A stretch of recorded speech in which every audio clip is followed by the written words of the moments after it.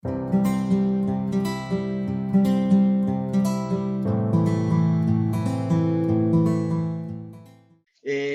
primera marca de una secta, la primera marca es que se basa en una revelación que no está en las escrituras. O sea, hay una revelación que se suma a la Biblia e incluso se convierte en más importante que la misma escritura. Y lo hemos mencionado varias veces, ¿cierto? Ejemplo, el libro del Mormón está por encima de las escrituras y es la base de su interpretación. Una base de salvación falsa. Decíamos que las sectas no enseñan la seguridad de la salvación. Les conviene tener a las personas constantemente en incertidumbre. Y nosotros vemos que si somos conscientes con lo que la escritura enseña la seguridad de la salvación. Es un tema que incluso en algunas comunidades se discute, pero la palabra de Dios es muy clara en cuanto a lo que Dios hizo con los que creyeron en él. Muy bien, entonces una seguridad, una base de salvación falsa y por ende una esperanza incierta. O sea, la persona depende tanto de ese grupo que tiene miedo de salir de ahí, porque si sale de ahí, ¿a dónde va? Si esa es la iglesia verdadera y si salgo de acá, por eso ustedes observan que esas personas quedan ahí en esos grupos y les cuesta. Incluso el trabajo que han hecho en sus mentes es impresionante. Trabajan sus mentes, las adoctrinan hasta el punto que las cautivan, las esclavizan y terminan a merced de esas enseñanzas. Caudillaje mesiánico presuntuoso.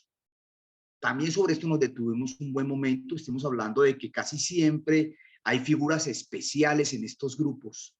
El profeta, le dan un nombre especial, el apóstol, el iluminado, el hermano, que es el que prácticamente a través de quien Dios habla. Cuando la escritura nos dice que todos los creyentes somos sacerdotes y que el Espíritu Santo mora en cada creyente. Entonces, esto también se ha convertido en una seña o en una huella de una secta, que hay un caudillaje mesiánico, como si esa persona fuera quien nos guiara, quien nos salvara, quien nos llevara por el camino, ¿sí? Y como si fuera la esperanza o respuesta para nosotros. En el caso del grupo Creciendo en Gracia, ustedes recuerdan que yo les conté la historia la vez pasada del hombre que decía que él era Jesucristo. Lo mismo que pasa con los del Mover, también, el Mover no, perdón, de este grupo La Carpa, que también ha hecho de su líder, Santiago Soto, prácticamente el heraldo de Dios, la voz del Señor. Y eso se va volviendo algo muy impresionante porque entonces este es el hombre, Dios habla a través de él y sus escritos son venerados y sus escritos se ponen en el mismo lugar de la Biblia o por encima de ella incluso. La ambigüedad doctrinal. O sea, si algo caracteriza a las sectas es que sus doctrinas no son claras, hay mucha ambigüedad, no hay claridad con lo que quieren decir. La pretensión de descubrimientos especiales, ¿sí? Entonces descubrimos algo que nadie sabía. Entonces, por ejemplo, incluso les voy a contar la historia de un compañero mío del SENA, muy cortica, para mostrar cómo las sectas son tan peligrosas y hasta dónde lo pueden llevar. Un compañero amigo mío, muy querido, compañero aquí de Medellín, ¿cómo les parece que él estaba siendo adoctrinado por una secta que se llama, espérate si me acuerdo, el niño de Dios o algo así, un nombre todo raro? Y resulta que era una mezcla de Biblia, ovnis, ufología, bueno, una mezcla impresionante. ¿Cómo les parece que ese grupo se inició en el departamento del Quindío, específicamente en Quimbaya? Y uno de esos líderes fue cobrando mucha fuerza, fue reuniendo gente alrededor de él, se fueron trasladando a nivel nacional, fueron montando sus sedes. ¿Y cómo le parece que esto terminó prácticamente en una secta impresionante, donde se mezclan las escrituras con la ufología, se reinterpreta la Biblia? El caso es que mi amigo, en la época de la pandemia, yo conversé con él porque éramos compañeros de trabajo y hablamos del Señor y yo le preguntaba y conversamos acerca de estos asuntos, pero él estaba totalmente alienado con el tema. Tenía una mezcla de que los Illuminatis, que las élites, que no sé qué, que no sé cuántas, que los ovnis, que vienen por nosotros desde un planeta, seres de luces, que el Señor, que bueno, y Jesucristo prácticamente terminó desdibujado porque era prácticamente una mezcla de todos los demás líderes espirituales que hay en el mundo. Entonces, él era resistente a vacunarse. No quiso vacunarse, dijo que no, que incluso iba a comprar una finca, una tierrita para irse para allá, que porque era hora de huir, salir de la ciudad, irse a vivir al campo, que mejor dicho, esto se iba a acabar ya.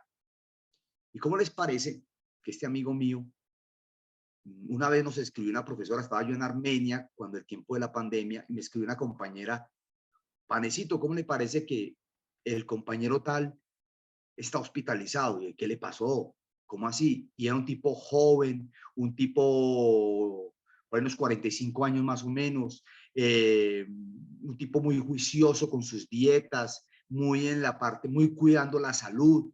Y yo, no, pues que no se quiso vacunar y cómo le parece que le dio COVID y en una semana murió.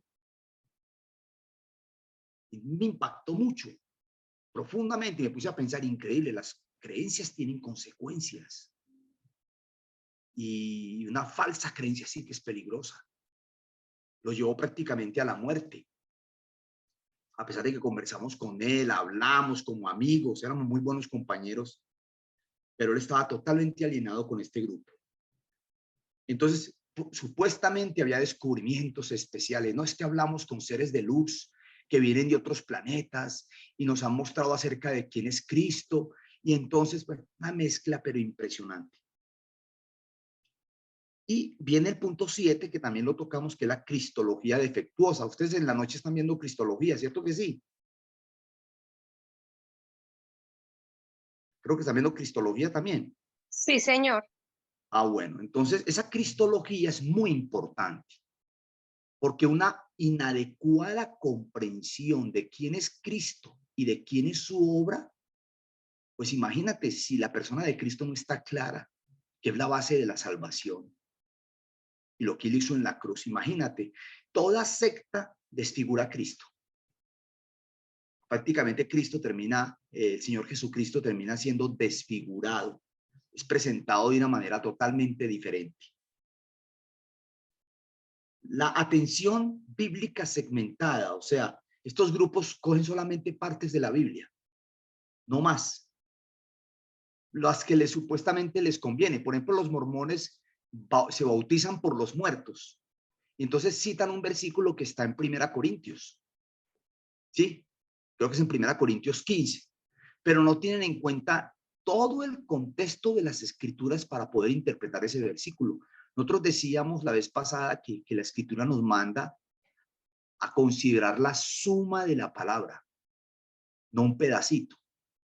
Incluso hay partes de la Biblia que no están claros si se requiere una apreciación para poder balancear la enseñanza. Por ejemplo, cuando Pablo habla de Abraham, que fue justificado por la fe sin obras, y cuando Santiago habla de Abraham, que fue justificado por las obras.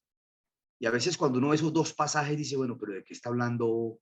Santiago dice que Abraham fue justificado por las obras. Y Pedro y Pablo dice que no, que por la fe.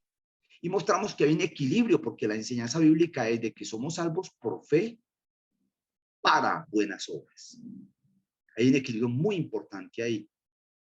Lo que pasa es que el temor a caer en la enseñanza católica de que la salvación es por hacer buenas obras, por limosnas, por hacer cantidad de cosas, ha hecho a algunos cristianos enfatizar tanto la fe que se han olvidado que las obras ocupan un papel importante no para salvar, sino para manifestar la salvación. O sea, un creyente que es salvo hará buenas obras. ¿Cuáles obras hará? Las obras que Dios ha preparado de antemano para que caminemos en ellas, según el libro de Efesios capítulo 2. Entonces, miremos que esa segmentación bíblica también es muy peligrosa, ¿no? La esclavitud de la estructura organizada. Esa es la que estamos hablando. Y vamos a entrar otra vez y hablamos un pedazo de eso. Y creo que mencionamos el caso incluso en las escrituras de Diótrofes, que era un hermano que estaba entre los hermanos en una comunidad a la que el apóstol Juan escribe. ¿Y qué pasaba con Diótrofes? Que quería ocupar el primer lugar y que no recibía a los hermanos. ¿Sí?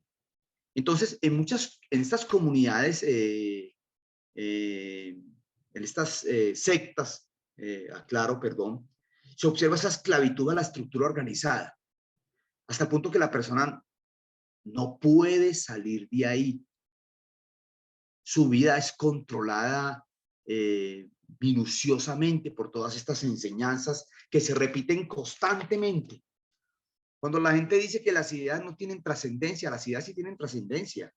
Las ideas, tal es su pensamiento en su corazón, tal es él. Lo que usted piensa, en eso usted va a terminar creyendo. Si hay una falsa enseñanza que está siendo constantemente enfatizada, eso va a determinar su tipo de creencia. Y no solamente eso, también su conducta y sus estados de ánimo.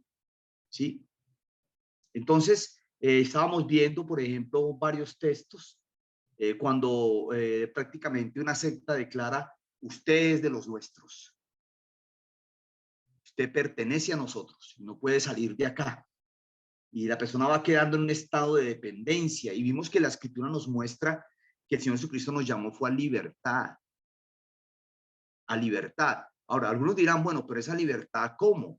Bueno, yo sé que es una libertad con responsabilidad. Pablo dice, todo me es lícito, mas no todo conviene. Todo me es lícito, mas yo no me dejaré dominar de ninguna cosa. Entonces, tengo un punto acá para mencionar, que es el efecto del poder en estas estructuras organizadas. Cómo el poder se convierte en algo tan importante. Entonces, vamos a leer, por favor, Apocalipsis 3:6 y 2:6 y 2:15.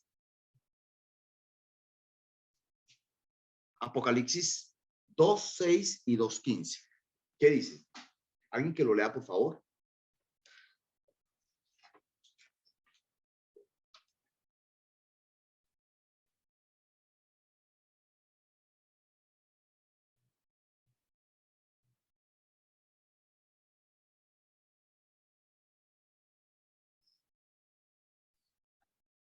Pero tienes esto, que aborreces las obras de los Nicolaitas, las cuales yo también aborrezco. Ese es 2:6. Y el 2:15. 2:15. Y también tienes a los que retienen la doctrina de los Nicolaitas, la que yo aborrezco. Bueno, entonces muchos hermanos han disertado sobre qué significa esto, pero observen algo muy interesante. Lo que en el 2:6 es una obra, ¿qué es en el 2:15?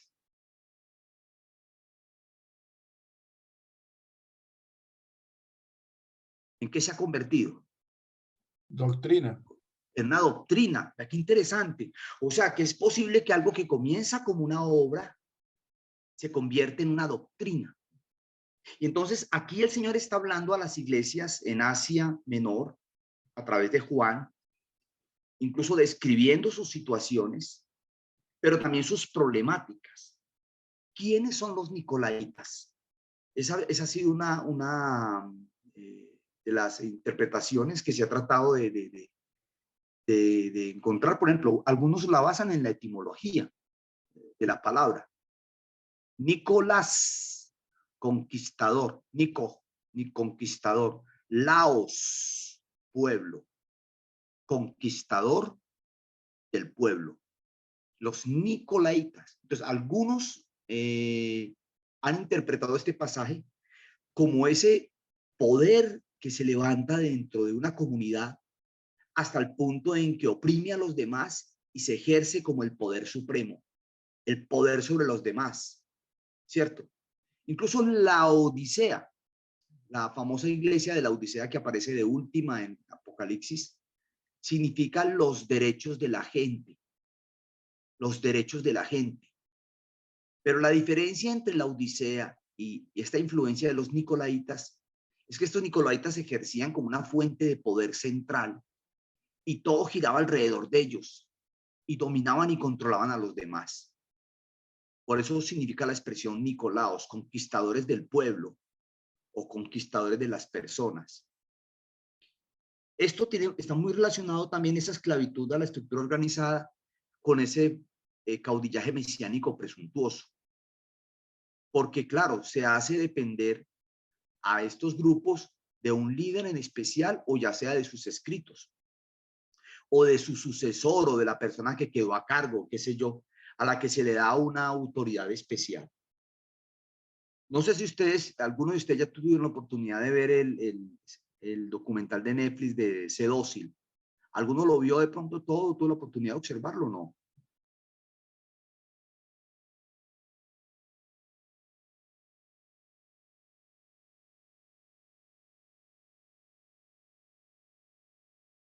¿Alguno lo vio o no? No.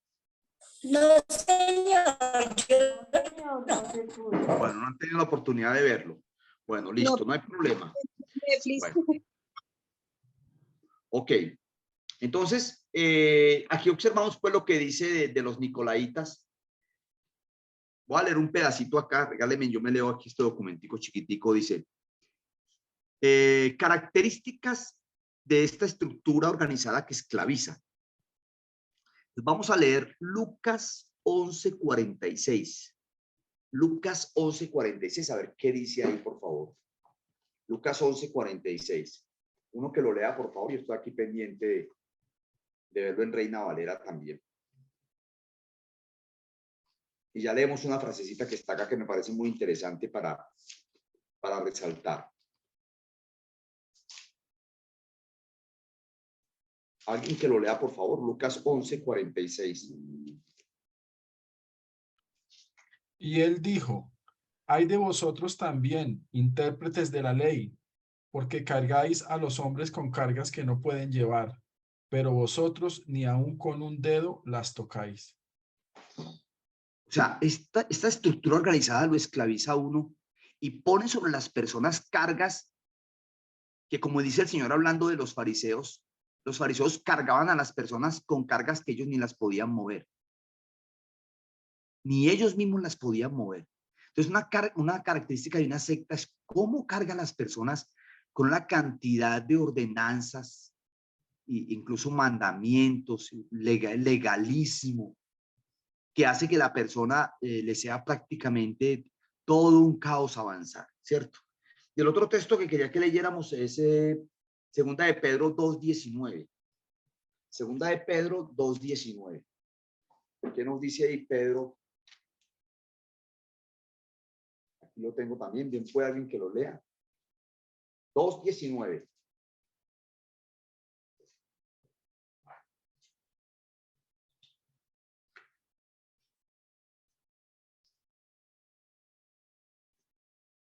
Segunda de Pedro 2:19. Amén. Dice, prometen libertad, pero ellos mismos son esclavos del pecado y de la corrupción, porque uno es esclavo de aquello que lo controla. Bueno, Pedro está hablando de los que engañan a los hermanos y de estas sectas y de estos grupos heréticos. Y dice que ellos les prometen libertad, pero ¿cómo son ellos? Según el texto, les prometen libertad, pero ¿cómo son ellos? Y son ellos mismos esclavos del pecado. Esclavos del pecado. Esclavos de corrupción, dice el apóstol ahí. Les prometen libertad y ellos mismos son esclavos de corrupción. O lo de los fariseos, que para interpretar qué era una carga el día sábado, escribían grandes documentos. Si cargar una aguja era pecado o no era pecado. ¿Qué implicaba llevar una carga el día de reposo? No solamente que el Señor hablaba del día de reposo, de guardarlo, ellos definían exactamente qué era una carga. Por eso cuando el Señor Jesús les dijo, y si ustedes tienen un animalito, un asno, se les cae en un hoyo, ¿por qué el día de reposo no lo van a sacar? Y tienen que dar ciertas disposiciones porque hasta tal punto había llegado que era una zozobra. Si yo estaba leyendo en estos días lo de la mujer con flujo de sangre y lo que decía la ley, Y entonces las discusiones que los rabinos hacían sobre qué debía ser una mujer con flujo de sangre y cómo debía purificarse, si podía ir a una sinagoga o no podía ir a una sinagoga, si podía leer la Torá o no podía leer la Torá, si podía saludar o no podía saludar. O sea, los judíos siempre fueron escrupulosos, como se movieron bajo la ley, de cumplir la norma al pie de la letra. Y cuando la ley era, digámoslo así, no era tan contundente, entonces ellos escribían todos unos manuales para poder aclarar el verdadero sentido de la ley. ¿Y sabe qué pasaba al final? Que las personas terminaban más cargadas, mucho más cargadas. Y realmente, como dice ahí, que les hacían llevar una carga que ni ellos mismos la podían mover con un solo dedo, ¿cierto? Así sucede con las sectas también. Entonces voy a leer la frase, dice así, dice, su pretendida autenticidad y generosidad es solo una base para presionar a la membresía de sus organizaciones. Cuanto menos verdad representa un movimiento, mejor organizada debe estar. La verdad tiene su propio magnetismo para producir lealtad. La ausencia de verdad hace necesaria la aplicación de las cadenas del terror. O sea, una secta prácticamente termina consciente de que no puede retener a su gente, termina prácticamente oprimiéndola interiormente, encadenándola interiormente. Por eso es que ustedes observan que difícilmente estas personas salen de estos grupos. Les cuesta demasiado salir, porque están muy esclavizados a la estructura. Bueno, ese es un punto de la esclavitud a la estructura organizada. Y vamos a hablar de otro punto. Nos faltan 3 puntos para prácticamente llegar al final del tema en lo que tiene que ver con las marcas de una secta. Una que es muy usual y es la que sigue, es la explotación financiera. La explotación financiera es una cosa impresionante y es una característica también de una secta, ¿sí? Entonces, ¿qué significa esa explotación financiera? Vamos a leer algunos versículos. Romanos 3:24, por favor, ¿qué dice? Romanos 3:24, ¿qué nos dice? Para que pongamos en contexto algunas cosas. Romanos capítulo 3, versículo 24.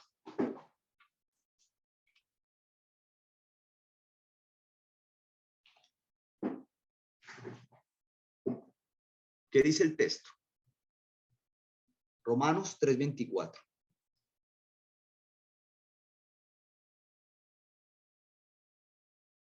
El 23 es muy conocido, ¿no? La paga del pecado es muerte. ¿Sí? Por cuanto todos pecan y están destituidos de la gracia de Dios. ¿Y qué dice el 24? Dice, sin embargo, con una bondad que no merecemos, Dios nos declara justos por medio de Cristo Jesús, quien nos liberó del castigo de nuestros pecados. Bueno, ok.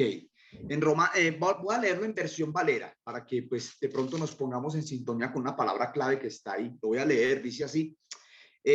Siendo justificados gratuitamente por su gracia, mediante la redención que es en Cristo Jesús. A ver, esa palabra tan interesante que aparece ahí, gratuitamente por su gracia, ¿qué nos quiere decir? ¿O qué nos dice? ¿Qué tenemos que pagar para ser salvos? Nada. Nada. Entonces, ¿por qué en las sectas la salvación se convierte en algo en lo que usted tiene que pagar? Y termina prácticamente siendo explotado financieramente. Vamos a leer otros pasajes. Por ejemplo, leamos 1 Timoteo 6:5. Alguien que lea 1 Timoteo 6, capítulo 6, versículo 5. ¿Qué dice ahí? 1 Timoteo 6:5.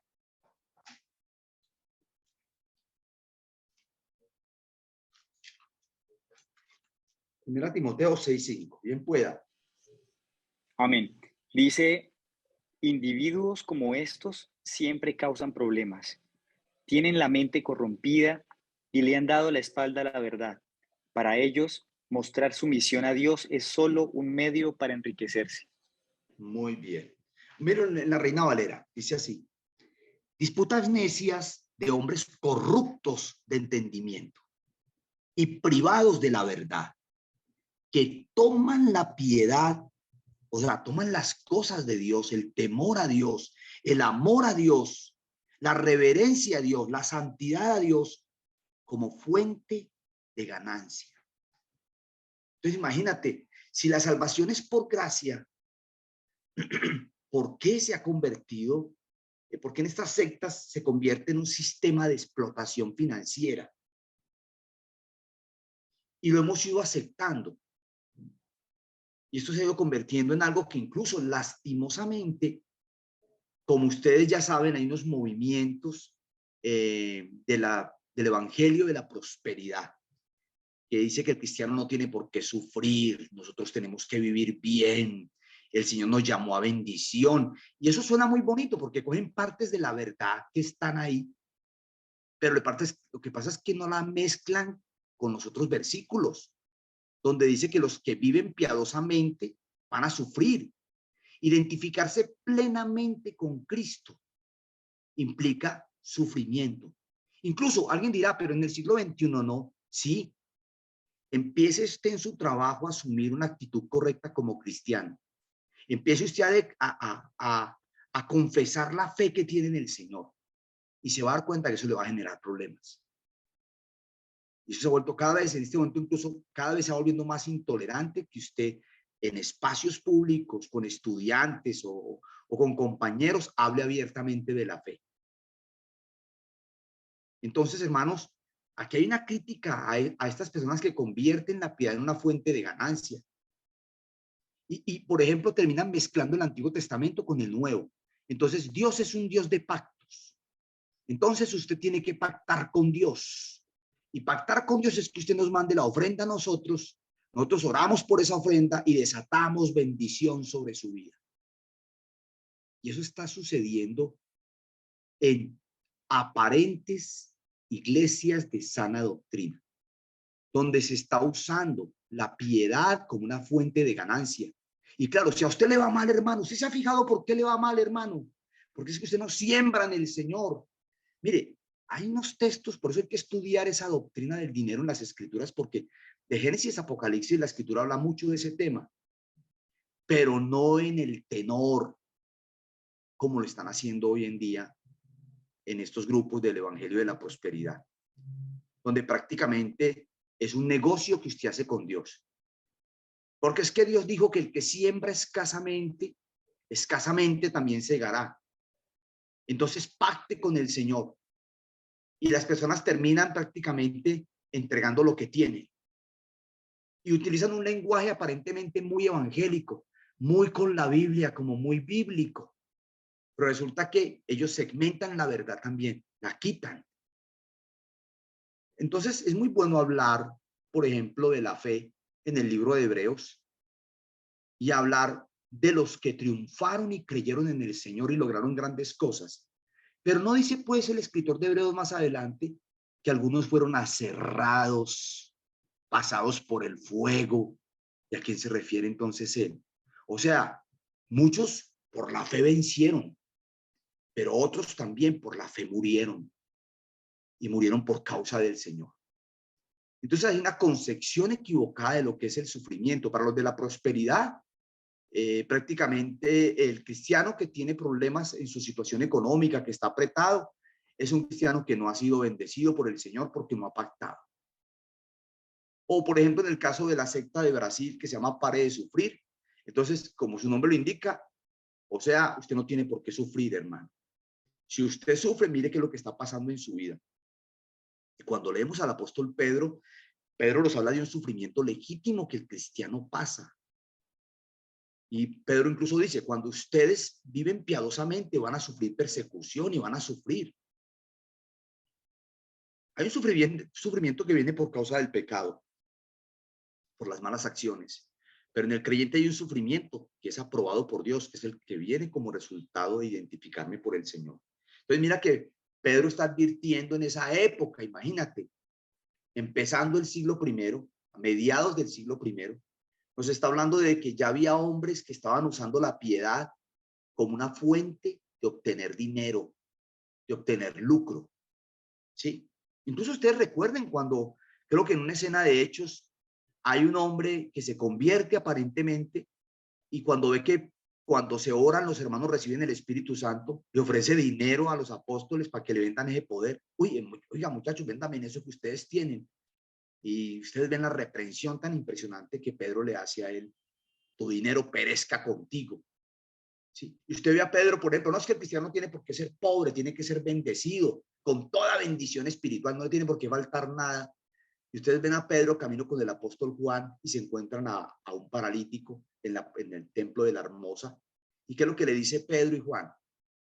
No tengo plata ni oro, pero lo que tengo te doy. En el nombre de Jesucristo, levántate.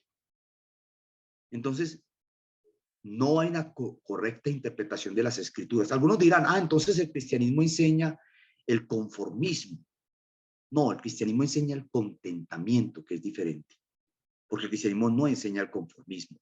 El que no trabaje, ¿qué dice el texto? Que no coma. Nos llama a trabajar.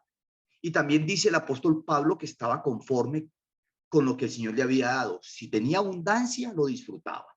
Y si tenía escasez, lo disfrutaba. Buena es la piedad acompañada del contentamiento, dice el apóstol Pablo. No hemos sido llamados al conformismo, porque también hay cristianos que tienen mentalidad de pobreza. O sea, cristianos que, no, hermano, es que el Señor así lo quiso. No, ¿quién sabe el Señor qué me tiene? ¿Sí?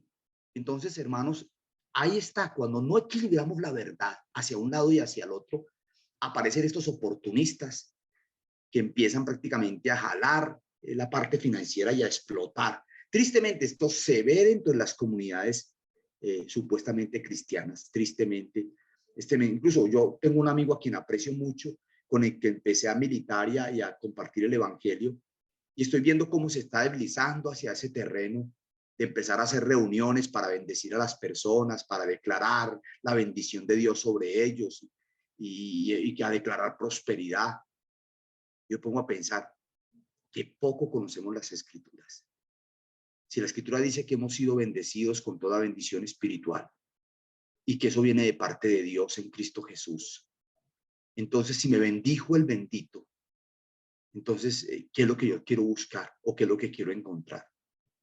Es cierto que la Biblia habla mucho del dinero y la diligencia. Mira la hormiga, oh perezoso, mira sus caminos, la cual no teniendo capitán ni gobernador, en el invierno, en el verano prepara su comida.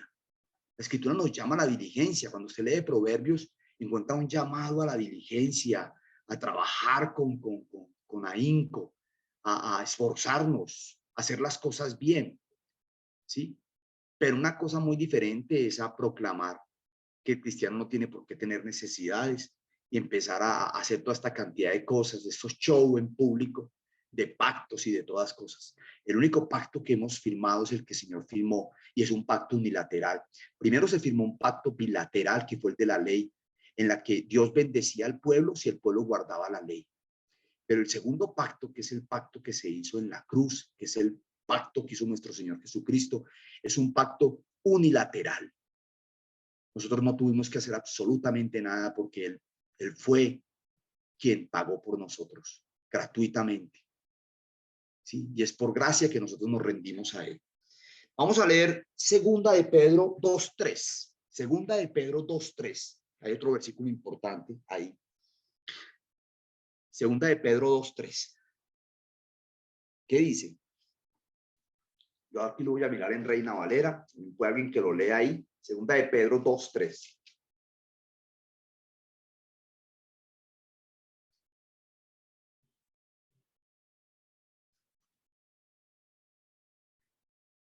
Segunda de Pedro 2:3.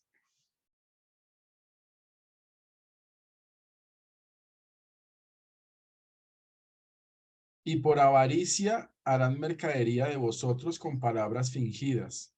Sobre los tales, ya de largo tiempo la condenación no se tarda y su perdición no se duerme. Bueno, ¿qué van a hacer por avaricia? ¿Qué van a hacer con los hermanos ellos? ¿En qué los van a convertir? Mercadería. ¿Qué es mercadería? Comercio. Comercio.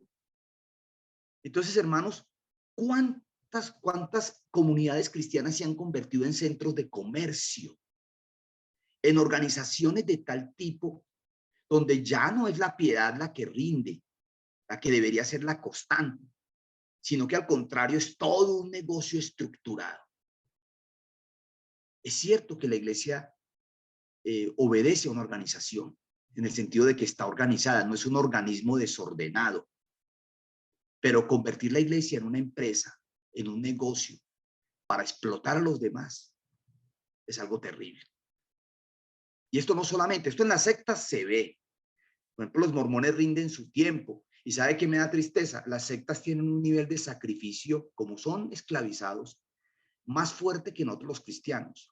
Por ejemplo, un testigo de Jehová, bueno, aunque ya no están tocando en la puerta con la misma frecuencia de antes, pero observen la fuerza con que los testigos de Jehová comparten su mensaje equivocado. Y voy a decirlo con vergüenza, observen cómo la iglesia comparte su mensaje y el compromiso que como creyentes tenemos. Las sectas, bueno, por el miedo, por lo que sea, ellos tienen que ir a ganarse el reino y a tocar puertas todas las que usted quiera. Y nosotros que hemos sido bendecidos con el reino de Dios, con la salvación que es en Cristo Jesús, ¿cuál es nuestro nivel de compromiso con el Señor? Bueno, los mormones dedican, no sé si es 1 o 2 años de su tiempo, gratuitamente a extender el mormonismo. Usted ve los muchachos, son muchachos jovencitos. Por lo regular está uno de Estados Unidos con un muchacho de algún país latinoamericano. Ustedes los han visto que van de 2 y a 2, con su camiseta blanca y la etiquetica aquí en el bolsillo que dice Elder, que significa anciano. Elder fulano de tal. Elder Ramiro o el que sea. Mire todo el esfuerzo que hacen las sectas encaminadas a reclutar gente. ¿Cómo le parece que una vez fueron a mi casa 2 mormones? Estaba mi esposa y entraron ahí y bueno, pues atendimos, conversamos con ellos. Mi intención era escucharlos y compartirles el evangelio. ¿Cómo le parece que el tipo se fue? Los 2 muchachos se fueron y me dejaron el libro de ellos ahí. Un libro blanco que ellos manejan, como una especie como de agenda. Y bueno, se les quedó. Ya se habían ido. Y revisé la agenda y leí algunos comentarios ahí y tenían prácticamente, era como una especie de agenda de seguimiento de personas y con nombres claves. Esta persona de acá asiste a tal iglesia, está haciendo esto, deberíamos hacer esto, con toda una estrategia para alcanzar esa persona. ¿Cómo somos los creyentes en relación con nuestro compromiso con el Señor? Incluso con nuestros recursos. Es una pregunta que valdría la pena hacernos, pero no hacerlo bajo el concepto de la explotación financiera. ¿Sí? Otro texto que podemos leer es Hechos capítulo 8. Hechos capítulo 8. De pronto vamos a mirar como el resumen de este pasaje. Hechos 8. Que ustedes lo han leído y lo han visto. Espérate, yo lo reviso acá.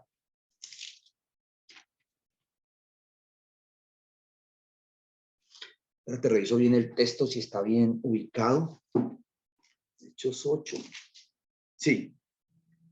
18 al 22, que fue el que estaba leyendo ahora. Alguien que me lea Hechos 8, 18 al 22. Era lo que estaba contando ahora de Simón el Mago, pero mejor verlo en las Escrituras. ¿Qué dice? Hechos 8, 18 al 22.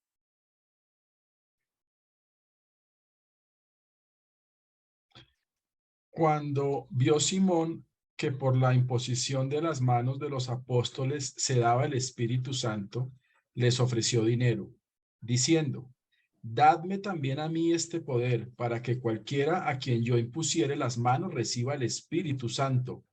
Entonces Pedro le dijo: tu dinero perezca contigo, porque has pensado que el don de Dios se obtiene con dinero. ¿No tienes tu parte suerte en este asunto, porque tu corazón no es recto delante de Dios? Arrepiéntete, pues, de esta tu maldad, y ruega a Dios si quizá te sea perdonado el pensamiento de tu corazón. ¿Cómo le parece? Ya miren este principio bíblico tan fuerte que está acá. Y Pedro se lo dice. Dice, entonces Pedro le dijo: tu dinero perezca contigo. porque has pensado que el regalo de Dios, el don de Dios, que en ese momento era el Espíritu Santo, se obtiene con dinero. Hermanos, ¿a cuántos han visto ustedes pactando por dinero lo que Dios dio por gracia? Y eso es terrible. Y hay creyentes que están pagando por eso. Pagando por una supuesta bendición que va a venir sobre ellos. Y ustedes lo ven, ustedes lo han visto en los canales de enlace. Y tristemente aquí en Colombia hay iglesias aparentemente de sana doctrina que han convertido sus templos en eso. Han convertido el don de Dios en una fuente de ganancia. Y mire, ¿dónde está la fuente de todo el don de Dios? Yo a veces me he puesto a pensar en el Espíritu Santo cuando hago mis oraciones en la mañana. Y estaba pensando precisamente en el pasaje de Efesios capítulo 1, cuando Pablo dice, toda bendición espiritual. Cuando dice, escogidos antes de la fundación del mundo. Cuando dice, en amor predestinados. Cuando dice, aceptados en el amado. Cuando dice, librados de la potestad de las tinieblas y trasladados al reino de su amado Hijo. Cuando dice, todas las cosas que pertenecen a la vida y a la piedad nos han sido dadas por medio de Jesucristo. Cuando dice, todas las promesas, nos ha dado promesas preciosas y grandísimas para que por medio de ellas seamos participantes de la naturaleza divina. Cuando dice que somos parte del propósito de Dios de reunir todas las cosas en Cristo Jesús. Cuando dice que somos coherederos juntamente con Cristo. Y remata con un versículo bien interesante, que nos ha sido dada el Espíritu Santo de la promesa, que es las arras de nuestra herencia. Y yo a veces pienso en esa frase. Unas arras es algo que usted paga como anticipo de un negocio. Es más o menos eso. Y el Señor nos dice, hijos, las arras mías, la garantía de la herencia que ustedes van a recibir es el Espíritu Santo. Si el Espíritu Santo son las arras, ¿qué es la herencia? Yo se me pongo a pensar eso. La herencia es Dios mismo. Entonces, ¿qué nos ha negado el Señor para que convirtamos los dones de Dios en una fuente de ganancia? ¿Sí? Un hermano viene y habla con un líder y le dice, hermano, necesito que ore por mí. Y le pasa un billete de 50,000. Ahí le pago la primicia para que usted ore por mí. Y pastor, ayúdeme con esta carga. Y yo me pregunto, ¿es que este hermano no sabe que el Dios que atiende al pastor es el mismo Dios que lo atiende a él? ¿O qué? ¿O qué es lo que está pensando este hermano? Que Dios atiende primero por jerarquías. En esto la iglesia no ha sido consistente, por no ir a la palabra. Y aquí vemos esta reprensión que se le hace a Simón el mago. Perece tú con tu dinero, le dice Pedro. ¿Por qué consideras, porque has creído que el don de Dios se consigue con dinero? Hermanos, el don de Dios no se consigue con dinero. Y las sectas y muchas comunidades cristianas que están usando textos de manera equivocada, no equilibrada, están usando la piedad como una fuente de ganancia. Están usando las cosas santas para enriquecerse ellos. Y esto no es correcto, esto no es según las Escrituras. Otro pasaje que vamos a leer es Hechos 20, 33 al 35. Hechos 20, 33 al 35. ¿Qué dice? Es el discurso de despedida, creo, de Pablo, si no estoy mal, cuando ya sabe que les llegó la hora de ir a Roma y todo lo que va a pasar. Y hace una advertencia a los hermanos en el capítulo 20, el versículo 30 al 35. 33 al 35, perdón. ¿Qué dice?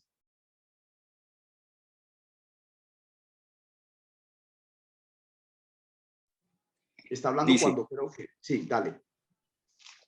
yo nunca he codiciado la plata ni el oro, ni la ropa de nadie. Ustedes saben que mis dos manos han trabajado para satisfacer mis propias necesidades e incluso las necesidades de los que estuvieron conmigo. Y he sido un ejemplo constante de cómo pueden ayudar con trabajo y esfuerzo a los que están en necesidad. Deben recordar las palabras del Señor Jesús. Hay más bendición en dar que en recibir. Bueno, hermanos, como en el ejemplo de Pablo, Pablo puso una vara muy alta. Y en lo que he necesitado, estas manos me han servido. Y Pablo dice, vea hermanos, no he codiciado plata ni oro de ninguno de ustedes. ¿Qué hacía Pablo? ¿Se acuerdan ustedes qué trabajaba Pablo? ¿Qué hacía Pablo? ¿Quién recuerda? ¿Cuál era el oficio de Construía Pablo? carpas. Construía carpas. Ah, eso, carpas.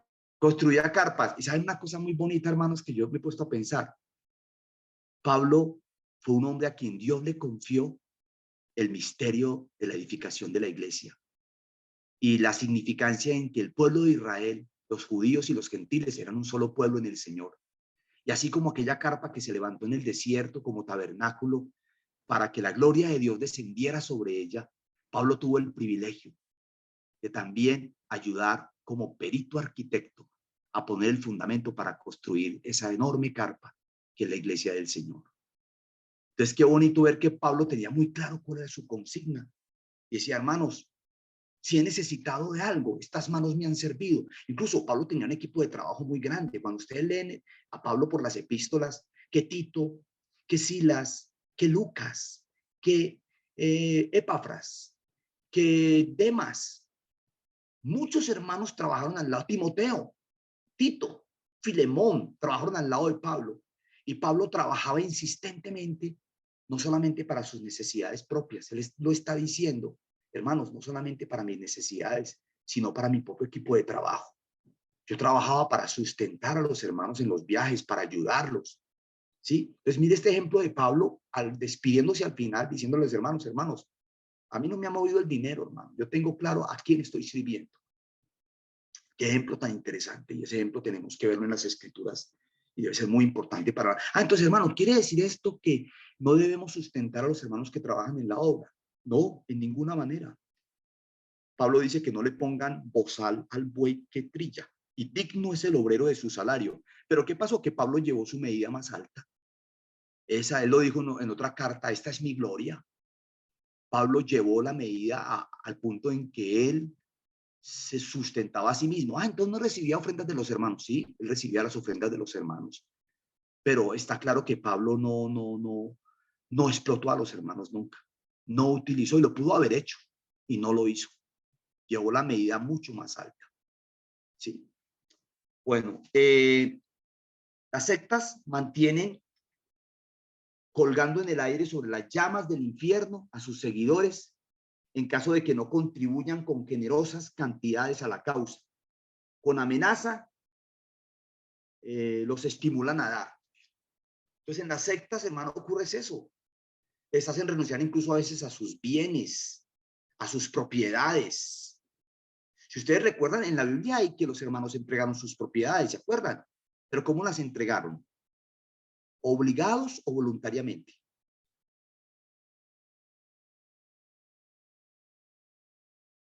Por ejemplo, habla de Bernabé, que entregó parte de sus propiedades. ¿Y sabe qué es lo interesante? Que Bernabé era un levita. Era un sacerdote levita. Y Bernabé tiene una propiedad y la vende y la trae el dinero a los pies de los apóstoles, dice. Pero esto lo hicieron motivados por un espíritu de coinonía para poder suplir a los más pobres. Pero no hubo ninguna imposición, ni amenaza, ni nada de eso. Incluso cuando Pedro habla con Ananías y Zafira, les dice, señores, es que la propiedad estaba en sus manos. ¿Por qué tuvieron que mentir en cuanto al precio? Pues si ustedes querían ofrendar 10 talentos, pues ofrenden 10 talentos. Pero ¿por qué tuvieron que decir que la vendieron en 8 talentos? Entonces, si estaba en sus manos, no eran ustedes. ¿Ustedes recuerdan esa escena que se presenta ahí en uno de los libros, creo que en el libro de los Hechos también, en cuanto a Ananías y Zafira? Que Dios nos ayude a rastrear toda la escritura para comprender todo el cuerpo de la verdad, ¿cierto? Entonces, hermanos, voy a dejar como el espacio acá, la explotación financiera. Quedan 2 más, el denunciar a los otros y el sincretismo, para terminar el tema. Entonces, yo quisiera como dar la oportunidad que ustedes puedan comentar qué aprendieron hoy o qué dudas tienen, ¿cierto? O si quieren aportar algo, bien puedo, quedo abierto, hermanos, a escucharnos. No sé si hay algún comentario o algo, alguna pregunta.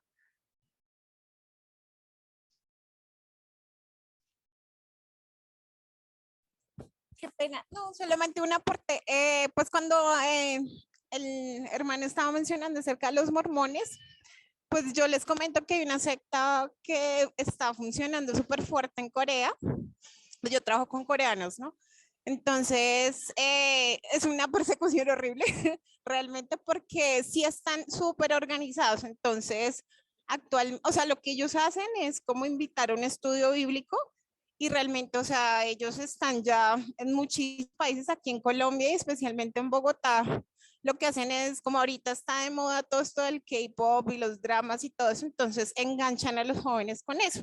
Entonces los invitan a su estudio bíblico y realmente, o sea, sin nada de Cristo, el creador de las sectas, pues es como el Mesías. Y la estrategia que ellos manejan es que siempre se van en grupos, o sea, uno no puede entrar a discutir de doctrinas uno a uno, sino que, o sea, siempre tiene que ser en grupos, o sea, no es posible el uno a uno. Y ahorita también están como, sí, como ya todo es pues digital y todo esto. Yo estoy en una aplicación de intercambio de idiomas y en esa hay un montón, entonces todos tienen casi como el mismo perfil, dicen que son misioneros, que tienen un estudio bíblico internacional y lo que hacen es como de, ay, te invito, o sea, siempre mandan la invitación y siempre ese es el perfil que ellos tienen y ese es su interés. Alguna vez alcancé como a hablar con uno o dos, y bueno, esa chica ya estaba así como de, no, mira, sí, te invito, acá te manda la página y todo esto, y yo dije, esto está como raro un poco, y realmente ya al final le dije como, no, mira, no compartimos la misma, o sea, como la misma visión, pues obviamente ellos no son iglesia y no se consideran como iglesia. Pero entonces su estrategia es esa, o sea, como que invitan insistentemente y forman los estudios bíblicos y después dicen todo lo que, pues todo lo que tienen. Directamente en Corea lo que hacen es que ellos invitan a la gente a comer, o sea, son súper amables de entrada, así como de, te invitamos a comer, dame tus datos y ahí pues como que integran a la gente. Y esa es la secta en la que en noticias salió que había esparcido el virus del coronavirus allá pues en Corea. Sí, El escuchamos de nombre eso. es Sinchonji o la Iglesia de Jesucristo, algo así. No le parece, y de Jesucristo no tiene nada. Tremendo, hermana, tremendo ese testimonio de ese grupo. Yo escuché algo de ese grupo también. Muchas gracias. No sé de pronto, John, si tiene alguna pregunta, Álvaro, no sé, Vilma, bien pueda.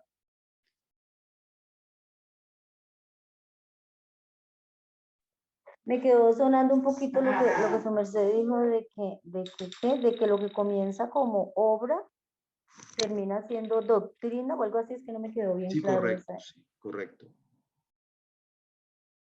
Por ejemplo, mira lo interesante, usted habla de Balaán también aparece ahí en las escrituras. Y Balaán es el típico hombre, yo sé que los hermanos han mitificado a Balaán, el profeta de Dios. Hay un hermano que se llama Alfredo Aderchein, que es un escritor judío, perdón, de mucho renombre, que muestra a Balaán como un brujo. No era un profeta, era un brujo. Y explica cómo el hombre transaba sus negocios con estos. Miren que lo hizo fue por plata, le ofrecieron fue dinero, ¿sí? Y entonces por ahí en Apocalipsis el Señor toma esa escena de Balaán y la trae y habla primero del camino de Balaán y después de la doctrina. O sea, el camino de Balaán en que se convirtió también. Entonces, vamos observando que esos ejemplos del Antiguo Testamento, por eso Dios dice, y esto les ha acontecido como ejemplo para nosotros. O sea, el Antiguo Testamento está escrito y las cosas que el Señor permitió que sucedieran ahí tienen como finalidad hablarle al pueblo de Dios y advertirnos a nosotros sobre lo que podría pasar. Bueno, yo sé que el tema es muy interesante. Yo pienso, por ejemplo, a mí lo que más me ha preocupado es ver cómo las iglesias también pueden deslizarse a convertirse en sectas en la medida que van asumiendo ciertos patrones, ciertas huellas de este tipo. Y los hermanos van siguiendo a ciertos líderes como sus propios mesías. Y yo sé que debemos obedecer a nuestros pastores y debemos saludarlos, como dice el apóstol en la carta a los hebreos. Pero tenemos que ser muy cuidadosos de cómo los vemos a ellos y cómo los ve el Señor, para que seamos muy juiciosos con eso. Hace poco en una ciudad de Colombia, una persona a quien yo conozco personalmente fue acusada de acoso sexual, pero impresionante. Dentro de una localidad utilizó su autoridad para eso. Yo sé que eso es otro asunto totalmente distinto, pero eso significa hasta qué punto nosotros como creyentes debemos ser consistentes en lo que el Señor dice de nosotros como sacerdotes, que todos somos sacerdotes, que la iglesia no está establecida entre un clero y un laico. En la iglesia del Señor, el más pequeñito es un sacerdote. Y el Señor también lo dijo, ¿alguien quiere ser autoridad entre ustedes? Pues hermano, el que más autoridad tiene es el que más sirve. Dice que es el que lava los pies a los demás. ¿Quiere ser el mayor entre todos? Es el siervo de todos. Pues que Dios nos ayude a ser tocados por el Señor en nuestra conciencia y a estar muy alertas en cuanto a eso. Entonces, hermanos, voy a dejar ahí, voy a orar. Y la semana entrante terminamos los otros 2 punticos que nos faltan. Y quedaría, John, bien pueda, John Sarabia. Listo, Vale, profe, John. muchas gracias. Sí, no, estaba pensando, o sea, que las sectas, gran parte de las sectas nacen de las iglesias cristianas, ¿no? O sea, si no estoy mal, los mormones, los testigos de Jehová, el profe pues me corregirá, han nacido realmente, o sea, han sido primeramente cristianos, ¿no? Entonces, si uno se pone a ver, digamos, las falsas doctrinas en las que creen, uno se da cuenta, pero que digamos que en la Biblia es evidente que están cayendo en un error. Entonces, no sé si el profesor lo comentó al principio, que también tiene una base espiritual básicamente, o sea, porque uno dice, ¿cómo es? O sea, no es lógico que en la Biblia haya tanta claridad sobre un tema, pero caigan en ese error. Entonces, también es un asunto evidentemente también espiritual, o sea, que no es algo como, que es ilógico lo que está pasando, pero que aún así, digamos, mucha gente es engañada, mucha gente es arrastrada en eso. Entonces también digamos que es como uno mismo estar alerta, ¿sí? También meditando muchísimo lo que uno cree, ¿no? Lo que uno está pensando y todo. A mí me llama mucho la atención ese versículo que dice que estar pendiente de nuestra luz para darnos cuenta si la luz que tenemos es realmente la luz de Dios, ¿sí? Entonces, viendo que es algo también espiritual, donde detrás hay seguramente demonios, hay sí, como dice la Biblia, doctrina de demonios, estar como muy atentos, siempre meditando en eso, en qué está pensando uno, qué está creyendo, si realmente está en la palabra o no está en la palabra. Solamente quería como comentar sobre eso. Correcto, John. Y Incluso sobre todo, hermanos, la sí, dale. intensidad con la que trabajan las personas que están en esas doctrinas, ¿no? Ay, es que son contraintensos y trabajan fuertemente y por eso pues la gente entra mucho más a esas doctrinas, ¿no? Correcto, correcto. Y estaba pensando en 2 versículos, uno se me vino a la mente, que tendrán apariencia de piedad, pero negarán la eficacia de ella. Y también Pablo Pedro, creo que es Pablo que habla, que quizás Dios creo que es Pedro, les conceda que se arrepientan y escapen del lazo del diablo. O sea, lo que está hablando el hermano John acerca también de la influencia espiritual y su crecimiento. Uno ve, por ejemplo, un movimiento como Mira, y usted ve a la gente asistiendo allá todos los días, y eso lleno, lleno, lleno. Y uno a veces como cristiano uno dice, Señor, ¿por qué no pasa lo mismo entre nosotros? ¿Qué está pasando? Hay algo espiritual. Sí, tenemos que reconocerlo. Hay algo muy fuerte ahí, un espíritu de adivinación, algo que atrae profundamente a la gente y los mete en esos grupos y se quedan atrapados. ¿Sí? Que Dios nos ayude. ¿Qué tenemos que aprender de las sectas positivamente? Lo que dijo la hermana Vilma. Yo pienso que lo positivo. Nosotros no tenemos que volvernos canzones con la gente, pero sí realmente somos muy avergonzados con los que tienen el error. Miren la fuerza que ponen los que tienen el error para esparcirlo. Y mire la intencionalidad con que los cristianos la hacemos. En eso, sinceramente, nos avergüenza. Incluso yo leí una vez que un hermano decía que los que mejor se portaron en la Segunda Guerra Mundial fueron los testigos de Jehová en la Alemania nazi. Y explica por qué. Y cómo pusieron muchas víctimas entre ellos por no someterse al régimen de Hitler. Mientras que la Iglesia Católica, incluso la misma protestante, hizo concesiones con Hitler. Masacre de Uganda no, de Ruanda, que hubo mucho sacrificio de las comunidades de los testigos de Jehová. Entonces yo a veces me pregunto, uy, Señor, como pueblo de Dios, que Dios nos ayude, que nosotros tenemos el estandarte de la verdad, que el Señor nos ayude a cargarlo como corresponde a los que profesamos la fe en el Señor. Padre, te damos gracias porque al estudiar este tema nos vemos a nosotros mismos también, Señor, y somos reprendidos por tu palabra y por tu espíritu. Señor, ayúdanos a ver estas personas que se están perdiendo y ayúdanos, Señor, a ser testigos tuyos. Ayúdanos a reflejar a Cristo, que los demás puedan ver en nosotros al Señor Jesús. Guárdanos de nosotros mismos, Señor. Oramos por estas personas engañadas y, Señor, nos vemos como el apóstol Pablo decía, guárdanos de nosotros mismos, Señor. O como le decía a Timoteo, ten cuidado de ti mismo. Señor, guárdanos de nosotros mismos, de nuestros pensamientos, del orgullo, de la soberbia.